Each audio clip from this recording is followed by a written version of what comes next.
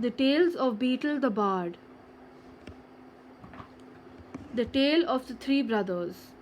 There were once three brothers who were traveling along a lonely winding road at twilight. In time, the brothers reached a river too deep to wade through and too dangerous to swim across. However, these brothers were learned in the magical arts, and so they simply waved their wands and made a bridge appear across the treacherous water.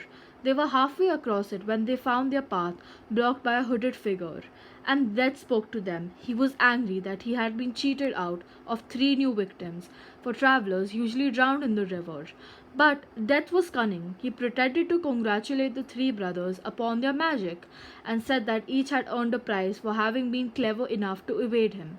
So the oldest brother, who was a combative man, asked for a wand more powerful than any in existence, a wand that must always win duels for its owner, a wand worthy of the wizard who had conquered death.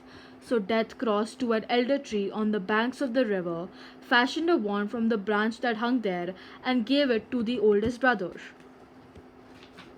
Then the second brother, who was arrogant man, decided that he wanted to humiliate Death still further, and asked for the power to recall others from death. So Death picked up a stone from the river bank and gave it to the second brother, and told him that the stone would have the power to bring back the dead. And then Death asked the third and youngest brother what he would like. The youngest brother was the humblest and also the wisest of the brothers, and he did not trust Death. So he asked for something that would enable him to go forth from that place without being followed by Death. And Death most unwillingly handed over his own cloak of invisibility. Then Death stood aside and allowed the three brothers to continue on their way, and they did so, talking with the wonder of the adventure they had and admiring Death's gifts. In due course, the brothers separated, each for his own destination. The first brother travelled on for a week or more, and reaching a distant village, he sought out a fellow wizard with whom he had a quarrel. Naturally, with the elder wand as his weapon, he could not fail to win the duel that followed, leaving his enemy dead upon the floor. The oldest brother proceeded to an inn, where he boasted loudly of the powerful wand he had snatched from Death himself, and of how it made him invincible. That very night another wizard crept upon the oldest brother, as he lay wine-sodden upon his bed. The thief took the wand and, for good measure, slit the oldest brother's throat. And so Death took the first brother for his own. Meanwhile, the second brother journeyed to his own home, where he lived alone.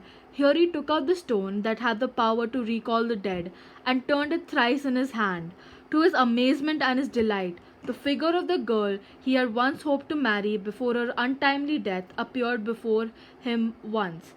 Yet she was silent and cold, separated from him as though by a veil. Though she had returned to the mortal world, she did not truly belong there, and suffered. Finally, the second brother, driven mad with hopeless longing, killed himself so as to join her, and so Death took the second brother for his own. But though Death searched for the third brother for many years, he was never able to find him. It was only then, when he had attained a great age, that the younger brother finally took off the cloak of invisibility and gave it to his son, and then greeted Death like an old friend, and went with him gladly, and equals they departed this life.